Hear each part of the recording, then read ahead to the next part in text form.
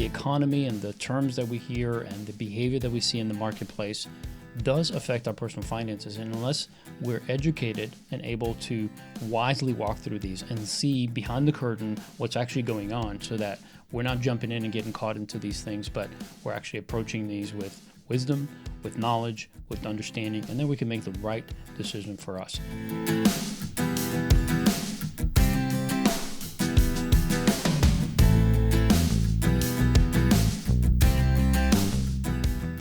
Welcome to Getting Money Right, a show dedicated to helping you achieve financial freedom through education and inspiration so you can be free to pursue your true life's purpose.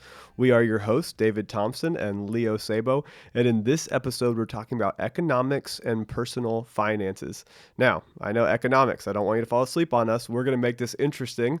We're going to break down some interesting economic terms, but we're going to apply them to your personal finances. We're going to make this something that is a little bit like, oh, I'd always heard that, but I never understood that it affected me in this way. Mm-hmm. And so we're going to talk through some of those fun things you've heard and how that affects your wallet. So economics is really the study of what, this is a little bit funny definition, but of what constitutes rational human behavior. Rational, right? So that's the expectation of economics, is that humans are rational in order to fulfill their needs and wants in a world with scarce resources. Mm-hmm. Ron Blue said it this way, that there are infinite amount of choices, but limited amount of resources. So there's always more that we can buy, right? There's more choices every day. Things are being created. Products are being made every day. But yet we have a finite amount of resources. Yeah. I saw a Tesla, one of the new Model 3s, and a friend of mine bought one, and just phenomenal, right? The choices were beautiful. The way the doors open is cool. It's got a huge dash screen, so it doesn't even have like the normal things. If you want to open the glove box, you push a button on the screen and the glove box pops open. The car, I love it, while it's braking, is recharging itself, and so you can go like over 200 miles, and it'll take you to, it'll self-drive. It will, if it's parked and you want it to pull out, it can pull out and come to you. The technology is built into it where the car can come to you. Now, legally, they can't use that technology yet, but they're working on getting it to where they're legally allowed to do that. So, wow. I mean, just really cool stuff. My point is, hey, unlimited, choices. Right. Like there's so many things in the world that I personally would love to own, right? A home on the beach in Maui, a new Tesla, iPhone X, whatever it is. There's infinite choices. Yes. But unfortunately, David Thompson has limited financial resources. Not the government, can't print money. So what do we do with that? What is the rational behavior? And that's what economics is. It's a study as well. Well, what's a rational behavior? If you have limited resources and infinite choices, what's rational? Well, it turns out, Leo, you and I, we're not always rational. Yes, I would agree with that. I know I'm certainly not always rational. I like to think, Leo, that you and I are slightly more rational than the average person. I don't know. But maybe. I've also definitely proven that wrong in my own life on multiple occasions. So it's okay. Yeah. Well, there are certain things that we hear, I think, throughout our life, and especially as we think about financial choices, and we're out there interacting with businesses and looking at products that we want to buy, and some of these economic terms affect us. And so we want to talk about some of these because there are things that you hear that lead you into making an irrational decision. Yeah. And so we want to talk about those and really help you to understand how those economic terms may affect you, and maybe how to become just more knowledgeable and more aware of what's actually going on when these things are being presented to you, and how to rationally walk through some of these decisions that you'll have to make. And so let's start with one of those. Yeah, well, so let me tell you about the one that causes me to act the most irrationally. This is personal. Anytime I see the word free, something goes off in my brain like, I need to be there. Love free. If it's for free, it's for me. Yes, if it's for free, it's for me. And so something goes off in my mind where I am ready to do irrational things to get something for free. Right. Now, economics would tell us that there actually is no such thing as a free lunch. You see it advertised, hey, free lunch. I've actually just got something in the mail. Free dinner. Come to our Hey, I think I seminar. got the same one. Yes, we live in the same area. I bet we did. Yep. Come to this seminar and we'll educate you and we'll feed you. Right. Well, man, my brain's ready to roll. Yeah. Like, that's free. Free Come lunch, on, baby. free nice dinner. Date night. I'm in. Golden Corral, date night. No, I don't know what it was, but just something. And so, okay. My initial thought is, well, this is free to me. Mm-hmm. But the reason that it's quote unquote free is because at that seminar, they have done the math. They've calculated how many people are going to buy, Mm-hmm. and the amount of people that buy is going to create enough profit And then some. to pay for all those meals and their own family needs. So here's my point. Maybe my dinner ends up being free, but somebody else at that seminar It's is going not to end up free. paying for it. Somebody's paying for it. That's right. It may be free to me, but it's not actually free. And honestly, it's obviously not free, right? Even if I'm going in this seminar example, if I'm going to the seminar, the company putting on the seminar, they physically had to pay for it. Mm-hmm. And the company that created the meal, they hired a chef to prepare the meal, Right. who got, fresh chicken from a farmer, who got, feed from another farmer. It's not free. Somebody had to put seed in the ground to grow the crops, to feed the animals, to eventually go to the butcher shop. Nothing is free. And so when I see buy one, get one free, my brain immediately says, oh, well, it's free. It's like it's half off. Mm-hmm. But no, I'm still paying for one. But irrationally, our brains tell us it's free. It must be a good deal. Right. And so we want to first and foremost warn you that when you see the word free, your brain might think this is a rational decision. Mm-hmm. But most of the time, there's something behind that, which actually makes it not rational for you to choose it. So let's talk about a really interesting one. Mm-hmm. Interest being the key words, is that you see advertised all over the place, 0% interest. Have you heard of that, Leo? Oh, all the time. All the time. In fact, it's funny because a few years back when I was at a different job, this is a conversation that me and my coworkers would engage in quite often. And it got to the point where obviously I was against someone going into a zero interest because I knew in some ways it was just a hook. And this is when zero interest for cars used to be, it was just coming on the scene. It was kind of a new thing.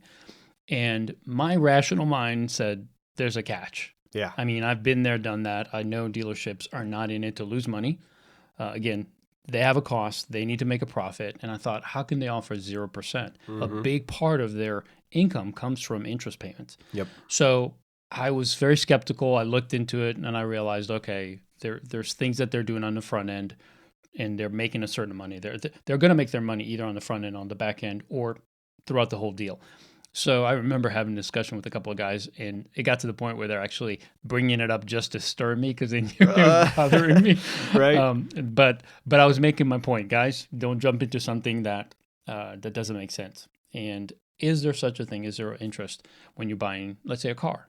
What do you think? I've seen it advertised, Mm-hmm. so my rational brain would think, sure, it's a real thing, but actually that's irrational. Because the rational thing is to figure out why are they selling? Why are they promising you something for free? Yeah. This is where it gets economic. Well, I've done some studying on this, and I've researched it, and there is such a thing as 0% interest. However, let's look at it from the dealership's perspective. Will a dealership offer you something that costs them money and doesn't make them money? No, because the dealership, they are not getting the money for free. Right. Because if they're going to put a $30,000 vehicle on their lot, mm-hmm. they had to borrow $30,000 from a bank. Yes. And so they are paying an interest rate. Now, it may be low. And they're paying a lot more. Yes. I know they're paying for the car for every day that's on the lot. Yes. They're paying to the manufacturer. There's a lot of costs built in into cars. So the way a dealership makes money, and this is more complicated than we want to get into, but the way they make money is they sell vehicles. Right. And the more they sell, the more they can make. Yes. And by the way, it's like anything else. It's like McDonald's. They can sell a burger for less than $1. Why? Because they sell billions of them. That's why. Right. So they can make literally 3 pennies per burger, but if they sell 1 billion a day, then obviously they're going to make some money. Yeah. Right. Yeah. So a dealership needs to make money. They're going to offer 0%, but there are catches to that. Yeah. First of all, not everyone will qualify. So it's a bait and hook to a degree. Mm-hmm. Not always. Mm-hmm. Some people will actually get 0%. Mm-hmm. So I can't say, and I won't say that it's not true. It is true to a degree. However, it's reserved only for those with excellent credit. Yep. And realize that sometimes not only do you need excellent credit, but only certain cars that are on the lot apply. That means you can't order the car in the color and the interior and the model that you want. It has to be very specific.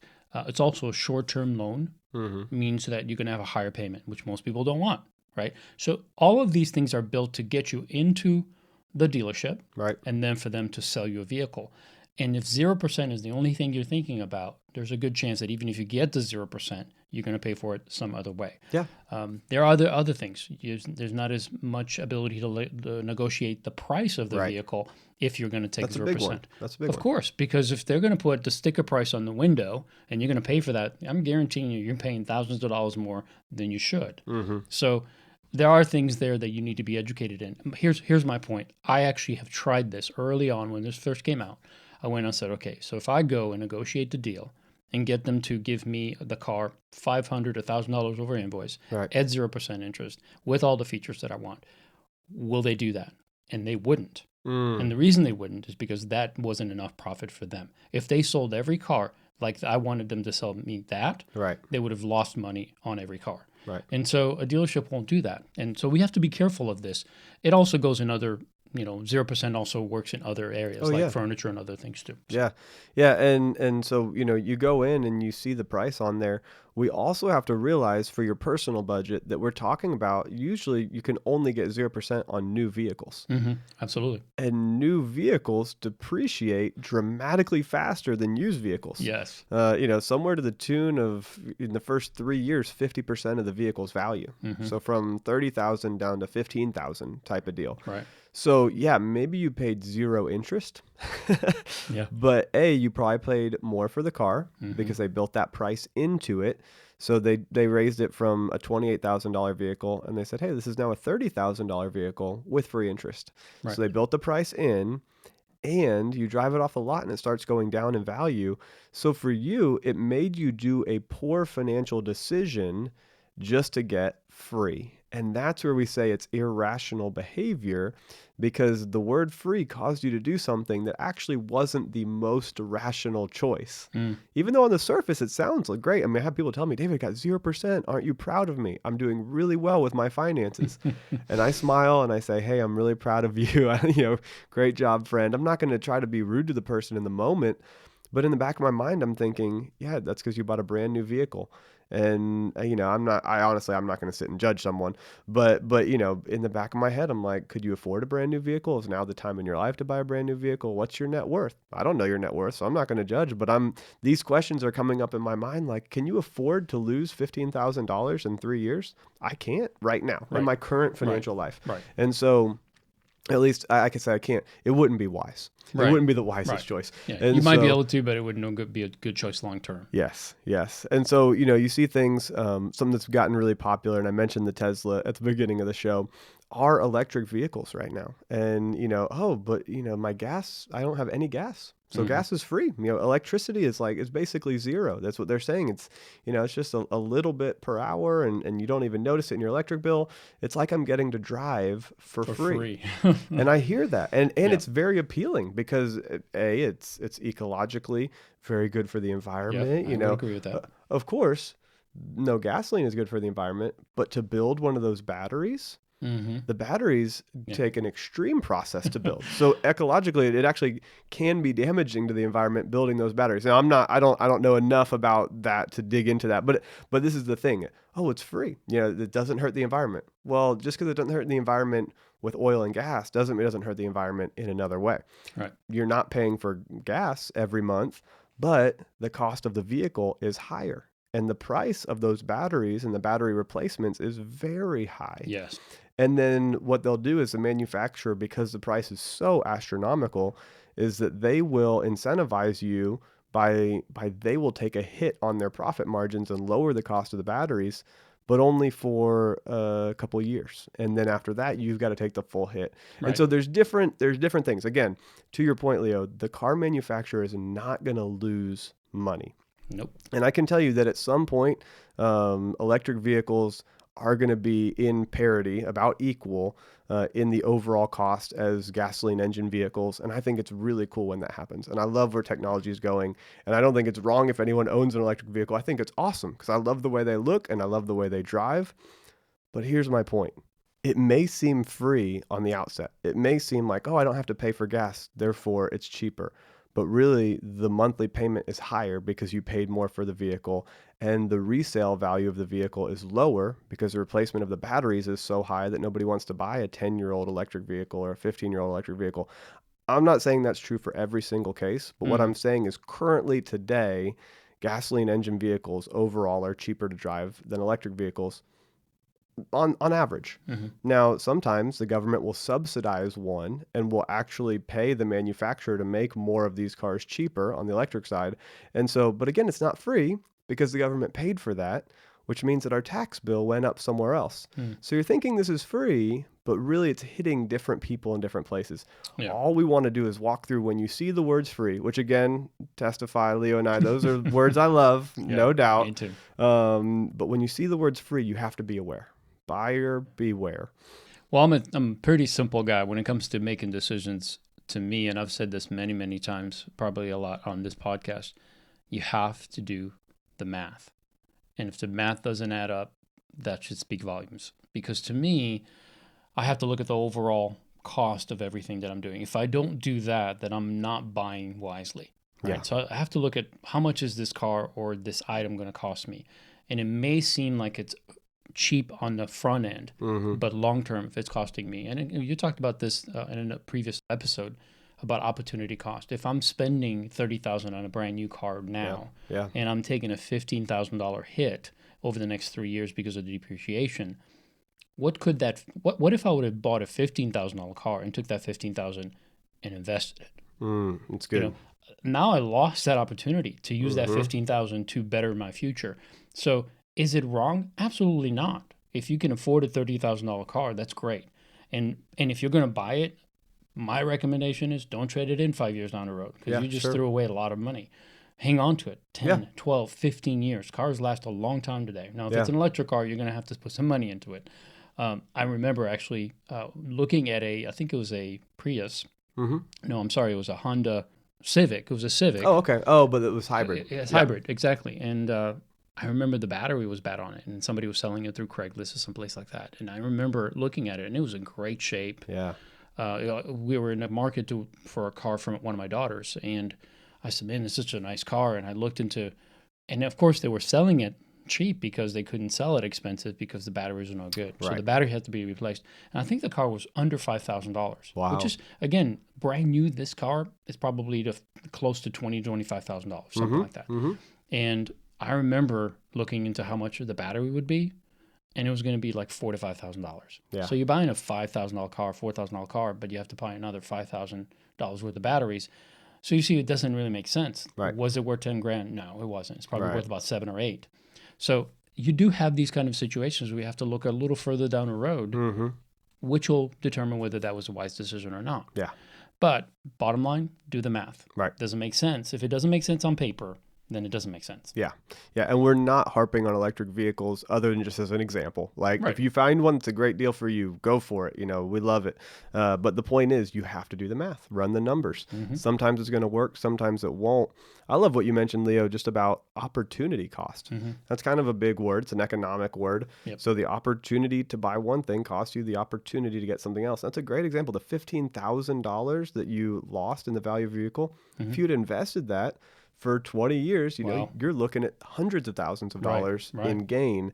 So let's talk about opportunity cost for a second. One resource can't be used in two different places. So if you have $1, you're either going to spend it over here or you're going to spend it over here, but you can't spend it twice. It's $1. Right. And so let's talk about that. And I say resource, dollars, relationships, education, the time that you spend investing into a business. Let's talk about your relationships. If I spend time with my wife, it means I'm not spending time with my friends in that moment. Right. And I have to be a good manager and create a good strategy to maintain healthy friendships and maintain a healthy marriage. And if I'm giving all my time to my friends Or your work. or my work. Great example, because I have lived that out. Watch too. out, watch out. If I'm giving all my time to my work and I'm not setting aside enough time for my wife, there's not time. If I'm giving it all to my work, there's not time for my wife, which means that I'm going to have emotional difficulty at home. And that relational difficulty will affect other areas of my life. Absolutely. And so it fits inside of your relationships. It fits inside of your education. Let's say that you graduate from high school and you have two options presented to you. One, you can go into the marketplace and earn $20,000, $30,000 a year, maybe more, depending on what you've learned in high school and the people you know. Let's say you can earn 30 grand a year. Well, that's really appealing when you're right out of high school. The other opportunity is that you go to college and you spend, 4, 5, 10 grand a year to get an education. Have you been reading my mail or looking at my background? Watch out. Because that actually happened. Okay. For me, I took a break between high school and college, and I won't go into the reason why, but I find myself with a job, and my dad helped me to get this job, and it was a very nice job in the company. It was in the company that I worked for. The job was one of the premium jobs. I mean, I worked in downtown Chicago, and I worked for this firm, and it was a very wealthy business. They actually had their own cook and a 5-man crew that cooked lunch every day. I was pinching myself, how did I get this job? But about 6 to 8 months into the job, I realized this isn't what I want to do for a living. And yeah, I'm making good money and it's a cushy job. I had a lot of time off. I was going through a paperback a week. It was just one of those jobs that didn't require a ton of work. I just had to be there. And all these fringe benefits. It was great in that sense, but I looked at it and said, okay, if I get stuck with this job for the rest of my life at this income level and maybe get a 3% here and there, would I be satisfied? And the answer was absolutely not. So I did just that. I quit that job and went back to school. I actually went to college, got a degree, spent the $15,000 a year. Yep. But got a degree where eventually I was making $70,000, $80,000 a year. Yeah. So the investment that I made, even though I took a loss at one point, early on I took a loss because now I was not making $30,000 a year, and I was spending $15,000 a year. Even though that was a switch, but in the end it ended up paying off. So the opportunity there was that I actually invested my time in a way that it paid off dividends later on. Yeah. And I don't have the numbers in front of me, but the difference between the average high school education earner over their lifetime and the average college educated earner over their lifetime, I know the difference is over $1 million. Yeah. I don't have the exact numbers, but I've seen it in the past, and it's huge. And yes, so the opportunity to be here at this time cost me the opportunity to be here at this time. The opportunity to choose I don't want to dog any degrees, so I'm gonna go really outrageous here. An ancient culture German folk dance degree versus a business degree. Yeah. The type of degree you choose, it costs you the opportunity to go after another degree. So you can choose a business degree, or you could choose a science degree, or you could choose an art degree. You have to be aware that choosing one of those sets you on a path, and it costs you other opportunities in life. Yes, no doubt. If you want to be a politician, you probably need to go into political science or into law of some kind in your education. Mm-hmm. If you spend time going into art, it's going to cost you the opportunity to go into law. I mean, that is what it is. And so be aware of that. Now, obviously, we can all make life choices midway through our lives and dramatically impact things. I don't want to take that away. But one opportunity will cost you another opportunity. So in the economic side of it, the opportunity costs, let's talk about that from an investment standpoint. Yeah. How does opportunity cost negatively or positively impact investing? Yeah.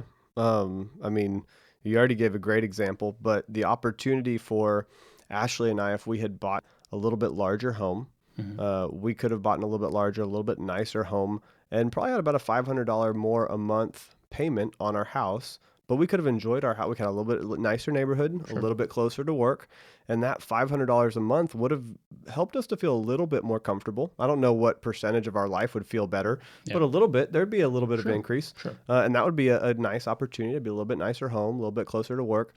But that $500 cost would have cost us the ability to invest $500 into our 401k Mm. or our IRA. And we have a goal of setting aside 15% of our income, at least, into retirement. And so what if we weren't able to fulfill that goal because we had chose to buy a home that was slightly larger? And I would say we couldn't afford it technically because we couldn't afford to do it and invest the way that we desire to do. Right. And so the opportunity to live in a little bit nicer house would have cost us the ability to put an extra $500 into a 403B where we work. It's a nonprofit, and our company matches a little bit. So let's say the company matches 200 of that 500. Yeah. Well, that means that I put in 500 and they put in 200. The opportunity of this little bit nicer house would have cost me $700 a month of investing. Right. And that $700 a month over the next 30 years will turn out to be a couple million. And so what is the opportunity cost? Yeah. A couple $1 million, Yeah. but I get to live a little bit closer to work. I don't know.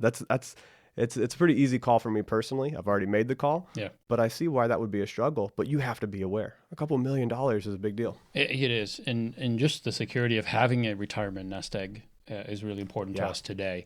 I think about it from the perspective of investing where people are diligent to put into a 401k, but at the same time, because they're not managing their finances as well as they can, they're making maybe some lifestyle choices and maybe getting that car that's maybe a little bit more than they should, that at some point their debt begins to rise and they need some relief. And they look at their only savings, which is their 401k, as a way to alleviate that pain, right? Yeah. So they take out a 401k loan, and they're sold on the idea of, hey, you pay yourself back interest. Right. Like, how can it be a bad thing? You're paying yourself interest. Yeah.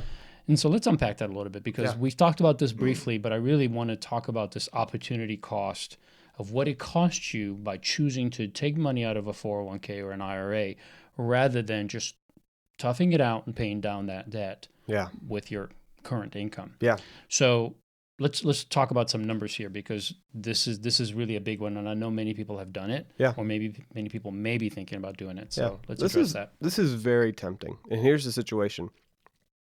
You've been working for a company for 5 years, and over those 5 years, you've maybe invested $20,000 into your 401k. Right. Part of that is company matches, part of it's whatever.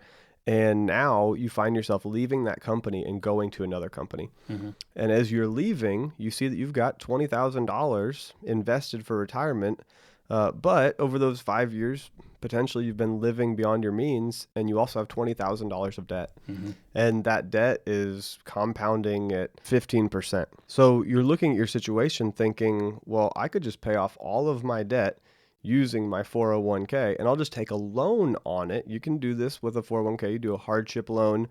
It allows you to take that money out of your 401k and then pay yourself back into the 401k at, let's say, 4% as an example. So instead of paying 15% to the bank, you're paying 4% to yourself. Right. And you'll hear people talk about this like it's a great idea. Like, hey, economically, that's very rational because you're paying yourself instead of paying the bank. Yeah. All right, we want to talk about the opportunity cost of that situation, because the opportunity to pay off that debt right away costs you the opportunity to leave that $20,000 plugged into a mutual fund that will grow over time and create interest. So let's do some of those numbers. So let's say you look at a $20,000 401k and you leave it in there, invested at 10% interest over 30 years, it would grow to $350,000 if you don't touch it. So that's one opportunity. One opportunity is you leave the money in, it grows at 10% and becomes $350,000. The other opportunity is that you take that money and pay off the loan, and you begin paying yourself back at 4%. And so if you're paying yourself back at 4%, then that means at the end of 5 years, when you fully paid off the loan to yourself, you'd have $2,100 in interest that you paid yourself, which means that you'd have your original $20,000 and your $2,100 in interest that you'd paid yourself. So you'd have $22,100. And at that time, you decide to continue letting that grow. You don't touch it again. So it grows, but the opportunity cost you 5 years of growth. Right. So it continues growing now, but it's 5 years behind the first one. That growth over the next 25 years at 10% comes out to $240,000. Wow. So you had $350 if you had left it alone. You have $240 if you unplug it for 5 years. Right.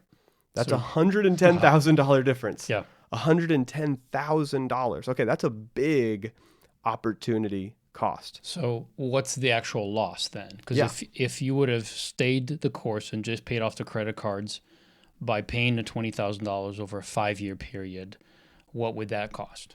Yeah. So let's imagine that you had, not pulled the money out, and now you're having to fight with these credit cards. You're having to every month begin to make those monthly payments. You're getting a little bit frustrated with the debt, which is a good thing. So you'll never go back into debt, right? So you're actually having to fight. There's lessons there to be learned. There's a lesson. There's a behavioral piece to this. Well, let's say that the debt was at 15%. And so you're going to be paying that over 5 years. It's going to be $8,500 of interest that you're going to pay. That's a lot of interest. And so you're feeling like, man, I can't believe I had to pay an extra $8,500 in interest. But but the difference, you lost out on $110,000. Right. So when you take that into account, the $110 minus $8,000 that you would have paid in interest, you're looking at about $100,000 difference just from unplugging your investment in your 401k for 5 years. That's a considerable loss. Yes. Right. Yes. And so be aware that you have to run the numbers on these things because it can be very tempting. It's very tempting when you have $20,000 sitting in your retirement account and you have $20,000 sitting over here in debt. Well, the debt accumulated because of mismanagement, of just letting it grow over time. And maybe it was a medical thing, so it wasn't mismanagement. Maybe it was an unexpected medical cost. Technically, you should have medical savings in your budget. Right. If you have a budget. If you have a budget, technically you should start with a budget. An emergency fund. But let's give you the benefit of the doubt. You've got $20,000 in medical debt. What this is going to cause you to do is tighten your budget. It's going to cause you to get frustrated with that debt, maybe go get an extra job or build a little side business. You're going to learn some behaviors to attack that debt, pay it off, and that money will keep growing in the 401k. The overall difference is a $100,000 benefit to your life versus the instant pleasure that you feel from just eliminating the debt. But if you feel that immediate gratification, you're probably going to fall back into that lifestyle, right? So there's twofold here with the opportunity cost of attacking the debt while leaving the money plugged in is so much better in your life. And so when we talk about opportunity cost, it really matters. Yeah, it definitely does. And every one of these that we discussed, all of these impact us on a daily basis.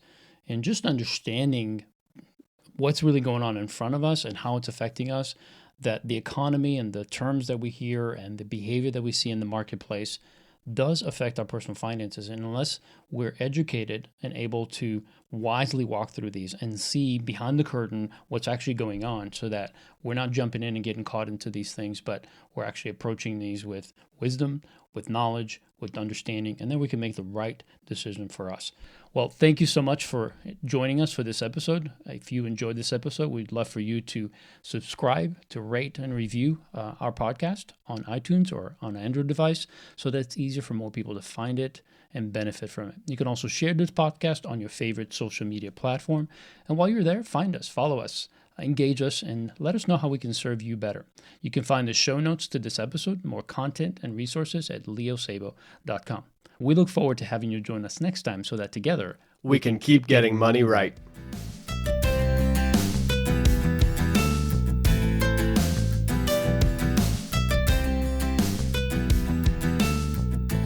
Nothing is free.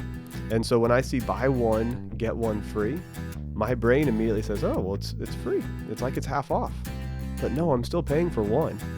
But irrationally, our brains tell us it's free. It must be a good deal.